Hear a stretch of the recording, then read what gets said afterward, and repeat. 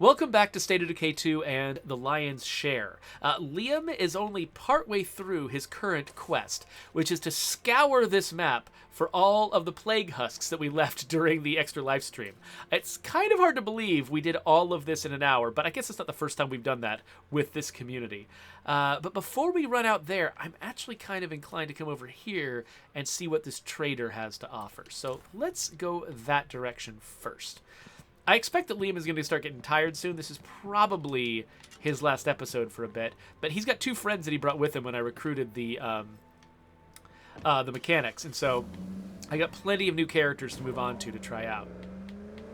Now, I don't want to spend too much influence. Oh, wait, what am I doing? I got to go grab stuff to sell. Because, like I said, I don't want to spend too much influence because I want to make sure that I can afford to grab a power outpost once I get to the top of the map on my little quest. So yeah, let's run over here and see if we've got any luxuries left that we want to sell. Scooch all the way down to the bottom of my voluminous backpack list. Yes, no, not the backpack.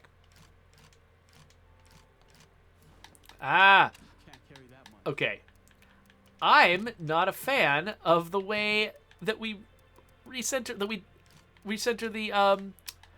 the list when you remove something and you delete a row.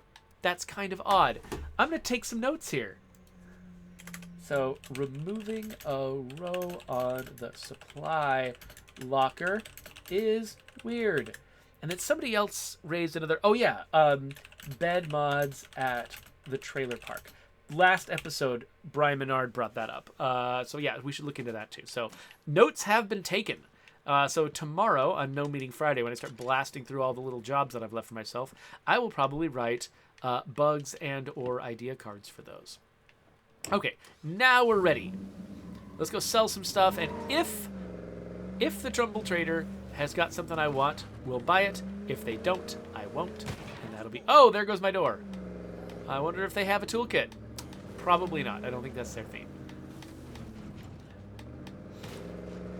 But at least now I finally have mechanics. So I can manufacture a toolkit if I need one. Hey, Alexis. Come back here. I'm with the network, visiting from Trumbull Valley. Anything you need? So what do you have? You got a bunch of ammo, compost bin, which I've already got. So enrichment kit, kind of already have.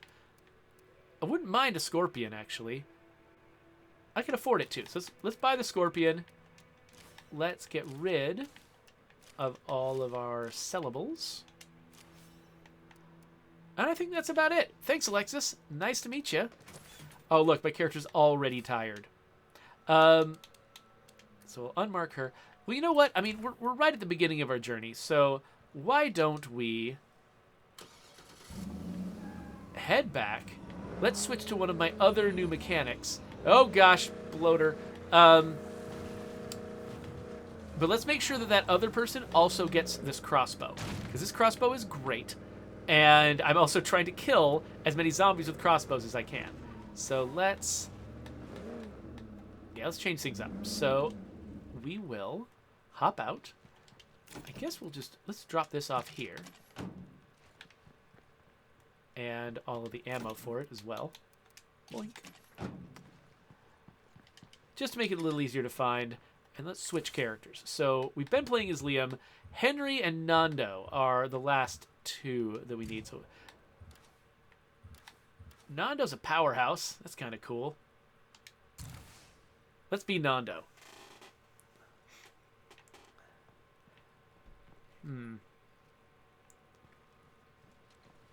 Yeah, so Scott Lennon, I'm actually not sure why the dismissal option is above on the Trumbull Trader on Alexis. Why the dismissal option is above the trade option.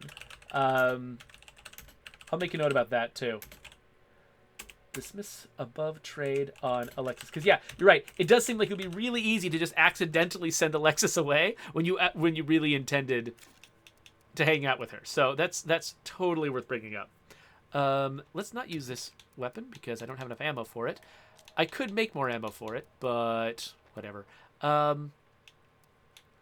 G45 burst, huh? I don't know if I want to be blasting people with valuable ammo.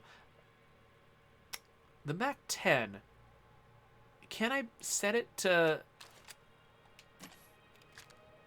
Yes, I can set it to single shots. Okay, cool. Then that's great.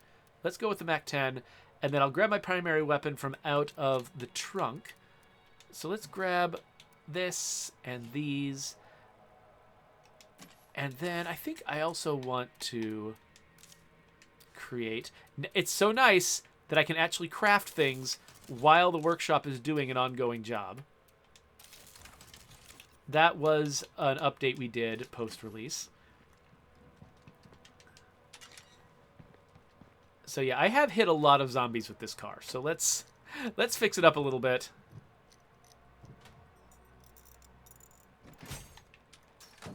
And then let's go back here. Grab these guys. Okay, I think we're ready to go. Swap weapons here. Crossbow's what I really want to use. And then let me go back through and see what I've missed in the chat before we get on the road. Oh, so Zedric agrees that line skip bug in the supply locker drives him crazy too. I think that shouldn't be too hard to fix if I can just get it on the right priority list. Could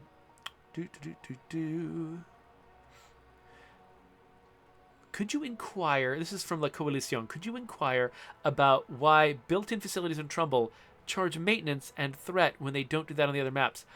I mean, I could certainly ask about that. I don't think that, I mean, if there's no particular reason why it breaks the game, I don't think that would necessarily be a high priority to change, but I will certainly ask about it. Let's see, what else have I missed here? Right, yeah, so Scott Landon pointed out the issue with Alexis, which I caught. Average Twitch user wants to know, what is Echolab?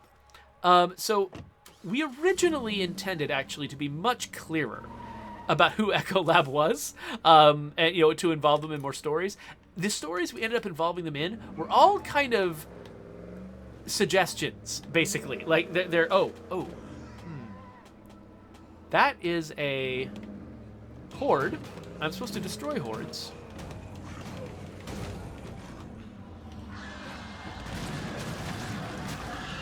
But yeah, the idea is that Echolab is a branch of the military devoted to sort of scientific exploration of what's going on with the zombies. And so they work on a lot of different things. They work on, solutions to the zombie plague, for which they're finding very few. They're working on, ways to sort of studying, ways to use the sort of weird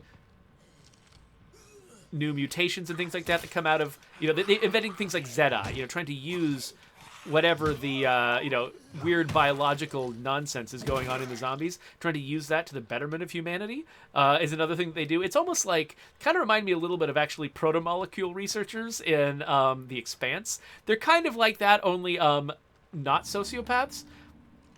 And then they also anti-zombie weaponry.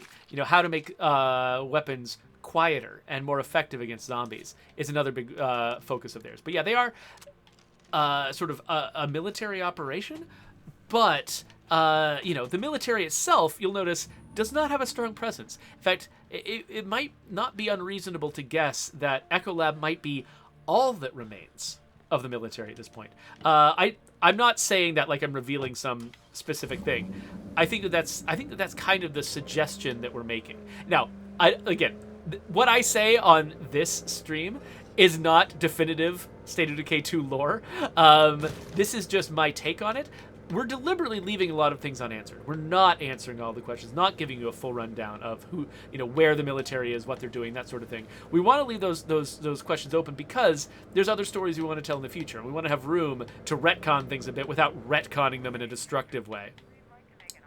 And so, yeah, so that's the impression that I have of who Echolab is right now in State of Decay 2. I reserve the right for us to vary from that story as I described it, as we need to in the future. So, there you go. The dreg sifters need my help. Well, they can just sift through dregs. That's fine. Lacolisia points out that Echolab might be responsible for war crimes because they created the bloater gas grenades, which are used primarily to kill human beings. I'm not going to argue with you about that. It is interesting to sort of to address the question of who is responsible for war crime, the person who actually committed the crime or the person who made the weapon. To what degree do they share responsibility? I don't know if I want to get into all of that philosophical stuff, but certainly they made a weapon that has been used in a lot of really problematic ways. By the way, Laculicion, I kind of skipped by a previous comment that you made where you were being very complimentary to me in my stream because I felt awkward and I didn't know how to answer, but thank you. That was a very kind thing that you said. Okay. So let's go after this husk and any zombies that attack me. Oh! Any zombies that attack me get crossbowed. Or even some zombies who don't know I'm here. They also get crossbowed. Still got some dead heads here. Boink, boink, boink, boink, boink, boink, boink. Oh, really? Alright. This place is going to be a bonanza. This might actually be the only place that I can come on this trip before I have to drop things off at a place. So it looks like actually I could have... Oh, I've only got a 6-slot backpack. Well, let's immediately solve that problem. I forgot to upgrade this guy's backpack before we came out. Let's see how much we can fit in here. Okay, that's a little better. Let's see what's... Might as well, while I'm here, look for other things, right? Might as well make as much noise as humanly possible. So, Devil Ghoul wants to know, how is The Last Stand Aftermath?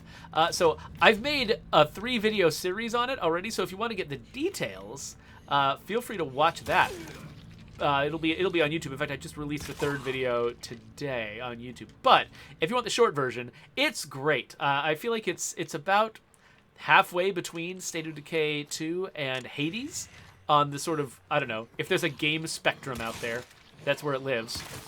Because it's a roguelike where you're playing a character who's doomed to die, who is going out into the world to basically try to find answers and resources to help your community back home. Because you're going to die of the zombie plague anyway, they just send you out there to risk your life for the good of the whole. And so along the way, you're getting more and more infected and more powerful as the zombie infection does things to your body. But you're also, unlocking knowledge and supplies that help your community back home, and that also, make you more powerful in the field. And it's got a fun sort of top-down brawler shooter combat system that I really like. It's just a lot of fun to play. It's really rewarding. So yeah, I heartily recommend that game. I've recommended it so many times that actually people are probably bored with me recommending it now, but there you go. All right, so let's drop all this stuff off. Now, do I want to return to my... I just left my base. Do I want to return to my base? I mean, I guess I've got 9 minutes. Maybe what I should do is see how much crap I can scavenge without going home. And then, yeah, see if I can get to the point where it's actually convenient to go home in time to help with that siege. So, yeah, I can hit up a couple more of these plague hearts. I might have time to... If I move fast, I might have time to get enough done that I don't feel like I'm wasting gas going home. Because eventually you have to go home if you got rucksacks, right? So going home is inevitable to some degree. But I'd like to not waste a bunch of gas by going home extra times.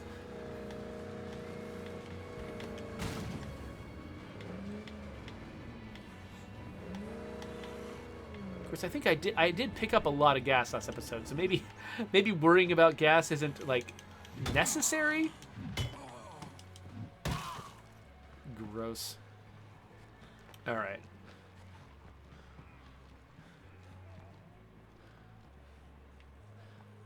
Let's see. Yeah, okay, this is where the plague heart was? Is it? Yes, there it is. Hello. Okay, let's grab the rucksack, new gun, bomb, stuff that stacks, stuff that doesn't. Oh, we actually got everything. Cool. Looks like a zombie's coming after me. I'm hearing a lot of zombies.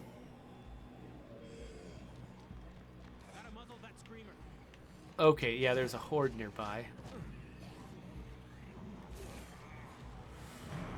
Oh, there they are. Oh gosh, what the? That was not in the plan. Okay. I am not equipped to fight these juggernauts. Oh, I love that. They knocked the car into another zombie. What the? Okay, no. I have to kill the feral.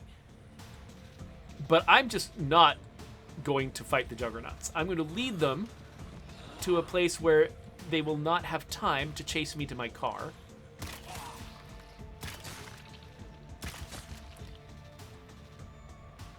And then I'm going to run away. Like a brave, brave boy. Okay, hold on. Oh, wait, am I already out of bolts? Oh, you know what? You know what I probably did? I probably accidentally put my bolts away at an outpost. I'm betting that's what I did. You stop it.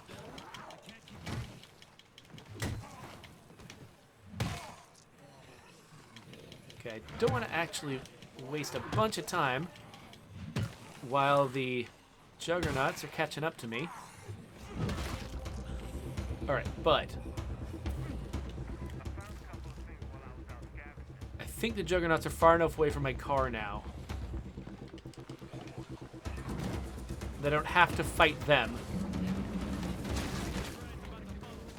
Okay, but those zombies did some damage. Maybe this is a good time to go home. Let's head home. We'll head home, we'll deal with the siege. It'll be fine.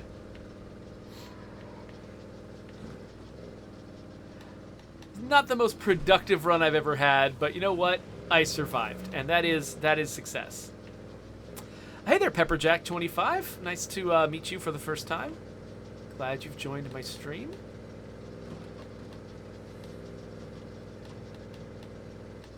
See here, so Brian Menard asks, would you say that State of Decay 2 will be the last place we really see blood plague?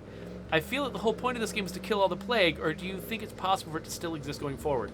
Yeah, so, I mean, the world is a really big place, right? And so even though, you know, in State of Decay 2, you do find yourself destroying the plague in local areas, you're never really defeating the whole thing. The next time you go to a similar area, it's full of blood plague again.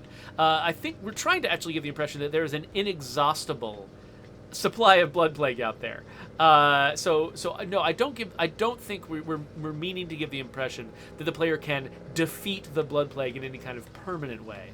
In State of Decay 2, what they can do is create bubbles of safety in a smaller neighborhood where you know, the blood plague isn't in this place right now, but nobody's solving it for the entire world, because I think, you know, our game is much. It's not really about, you know, finding the weak point and beating the boss battle. You know, it's much more about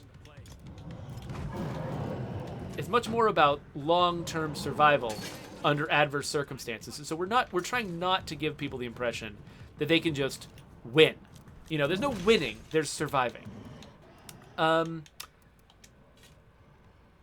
So yeah, we've got a juggernaut in the base now. And a bunch of zombies as well. This seems problematic. Okay. And unfortunately, he's right around my supply locker. So I should probably be grabbing a different gun to be able to fight him more effectively. Because, yeah, my people are just everywhere. Oh, okay, hold on. Okay, let's pin cushion this guy. Of course, there's another one. Because we can't have nice things. Oh, he's just stomping the heck out of my friend. Please, friend, don't die. Come back. We're all so distracted by these juggernauts. We're not dealing with the other zombies. Hey.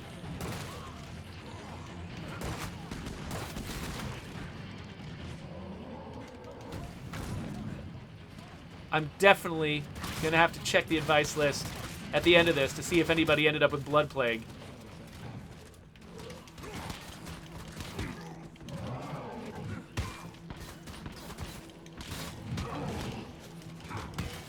There we go.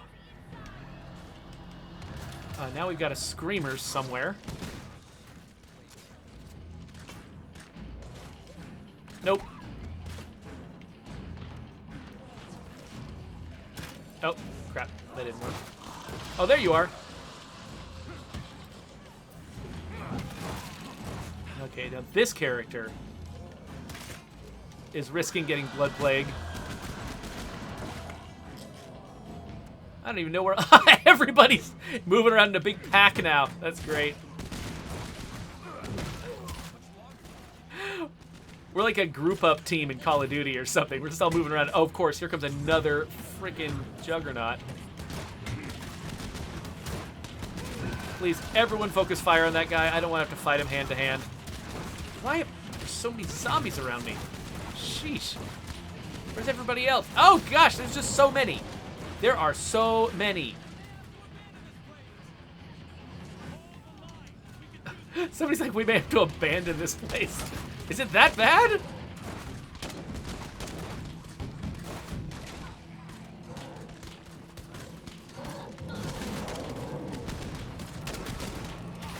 Oh, no, no, no, no, no, no, no, no, no. Get off me, get off me.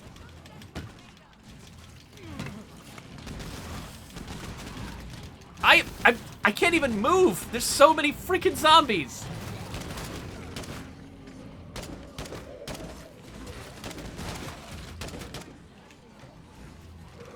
And the siege is still not even done spawning zombies. Okay, hold on.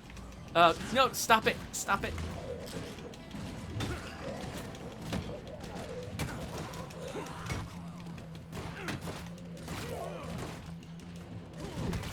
Whew.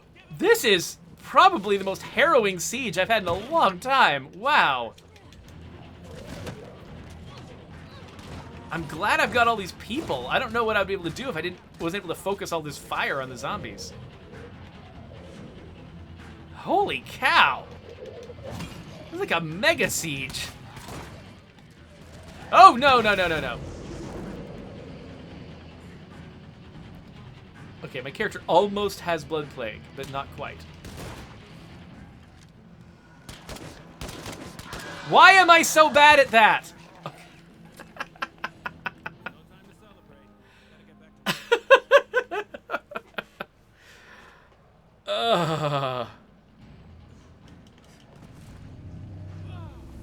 Okay, I don't think anybody ended up with actual blood plague. A bunch of people are infected a little bit. And of course, I'm about to catch it. But I think we're actually kind of okay. How did that go as well as it did? That seems wrong. Let's grab these plague samples. I mean, there's probably garbage just scattered all over the place. From me shooting crossbow bolts to zombies dropping parts of their guts. This is really gross. All right, so everybody's tired, understandably so. I don't think I should play this character anymore. I think he needs a break. So let's drop this stuff off. And then did I already drop off the stuff that was in here? I kind of did. Okay, cool. Well, I think that's what we're going to get done this episode. Holy cow. Let me catch up with the chat a little bit before we wrap this up and start a new one. But, okay, here we go. You scroll back a little bit and make sure that I know what I'm talking about. Brian Menard asks, so would you say that Blood Plague has become a major part of the franchise? Yeah, I think so. I mean, it's kind of, the original State of Decay did have hints of there being a larger plague, but it didn't, wasn't as well developed as it eventually got in State of Decay 2 with the Blood Plague. But it is something that this franchise has been building towards for a long time. And here's the role that Blood Plague plays in the game. Because, we're trying to create a franchise that really draws from the breadth of zombie lore. Whatever your favorite zombie movie or zombie comic book or TV show or whatever is, we want our game to feel like it's relevant to that. That it's like, that whatever fantasy you came out of that experience having, that our game is able to give you at least some degree of ability to sort of act it out. And so that means we didn't want to be an extremely precise version of the zombie apocalypse that does only one thing and not all the other things. We kind of wanted to go a little broader. And so in State of Decay 1, we established that it was a Walking Dead style situation where anyone who dies becomes a zombie regardless of whether or not they've been, infected. And in fact, you got a character, Ed, who is bitten and gets an infection from a zombie, but survives. And so it's really established that infections from zombie bites are normal infections you'd get from any animal bite, and that there wasn't this like grappling with, oh no, I'm infected, what am I going to do? And so that put us, squarely in a certain part of the zombie canon. But for State of Decay 2, we wanted to broaden that and bring in some of those storytelling situations that arise from other zombie media where whether you're infected is a big deal. And so we kind of are having our cake and eating it too by having both the Walking Dead style infection and having the sort of like communicable disease that can be get, and Walking Dead does actually kind of have that too, but you know what I'm saying. We didn't have that sense that the zombies have a communicable disease that you can get, and so we took sort of some of the early ideas that were planted in the story of State of Decay 1, but that weren't developed mechanically. And then we took them further with the Blood Plague. And so it serves that role of giving you those like, oh no, I'm infected, what am I going to do? Those moments from zombie lore. And then at the same time, it also gives us, the way that we developed the Blood Plague with the Plague Hearts and the Plague Zombies, we've turned it into this like source of mutation for the zombies, where they can get weirder and weirder over time, which is also something that we could potentially develop in the future of the franchise. It's this sort of, it's our pseudoscientific excuse for why weird things happen in our world. Kind of like the proto-molecule in The Expanse, where it's like, you don't have to explain how it works because it's biological magic and it can do whatever you want. So yeah, there's a lot of useful things that we can do with the Blood Plague in our franchise. So yeah, I definitely would consider it to be a core part of the franchise. There's so many things it does for us that it would be crazy to abandon it. Let's see here. So we've got a lot of people who are just really reacting to how bad that siege got, which yeah, that was pretty bad. Let's see here. Folks are asking a little bit about the history of Red Talon, I believe. I don't think I've found the original question about Red Talon, but we got folks like Zedric and Brian who are answering questions about Red Talon, saying that that it was originally it was a PMC, like a mercenary group that was owned and operated by Weston. Weston is this larger conglomerate. It's meant to be. It's sort of this fictional mega corporation that it handled a lot of things like sort of basic stuff like food shipping and stuff like that. A lot of industries that don't get a lot of flash or a lot of attention. But the idea was that it was a very big, very powerful corporation that not a lot of people knew about. And one of their investments was in this little private military contractor called Red Talon. And you can see billboards for Red Talon and advertisements and stuff like that all over Danforth in State of Decay Lifeline. And so we started by we wanted to introduce them as a resource in Lifeline, as something that you could invest in and get help from during Lifeline while you were this military group that went in, but you didn't have a lot of military resources, so you could reach out to these contractors to help you. And then we established that identity so strong, we were like, you know what, we'd love it if these military contractors survived longer than the military did and kind of became the military force out on the frontier during the apocalypse. And so that's what we did. We ended up taking them even further than we took them in Lifeline and making them one of the major factions of the game. But they still are, controlled by Teresa Weston, one of the owners of the original Weston Corporation, though now all of the other things that Weston was invested in, all of that has fallen apart. The Red Talon is the only thing that they own because it's the thing that could survive the zombie apocalypse. But I think they are still using a lot of that Western infrastructure to do things like move food and resources around and try to establish themselves as sort of the last remaining semblance of government in certain parts of the frontier. Aeonix, right now we don't have any immediate plans to expand the pool of character models in the game. Doesn't mean we never will, but it's not something that is just that's not one of the easiest things that we could do right now. But I do understand the desire for it. You know, you can get used to all these faces after a while. Let's see here. Corrupt Snake, it is a little bit early to ask whether or not Red Talon recruits will be a thing in State of Decay 3. You know, State of Decay 3 is an opportunity for us to sort of look at all of our systems kind of from the ground up and sort of rethink, like, is this system, the way it works in State of Decay 2, doing everything we want it to do as far as the emotional experience and the storytelling experience that, you know, that we want to create in the State of Decay franchise. And that means that there's a lot of room for us to say, actually, you know what, we want to do this thing differently. And so there's enough potential for that I would definitely hesitate to say that anything from State of Decay 2 is going to be carried over exactly the same way in State of Decay 3, because there's so many opportunities for us to make all of those things better that, you know, that I wouldn't want to cut us off from any potential improvements by saying we're going to do a particular thing. Okay, anyway, I should wrap this episode up. So, if you want to subscribe to my YouTube channel, I'm going to put a button there. I'm going to do all the usual stuff. I'd like to do another episode right now on the stream, so whenever I've made that, I'll put a link to it right here on the YouTubes.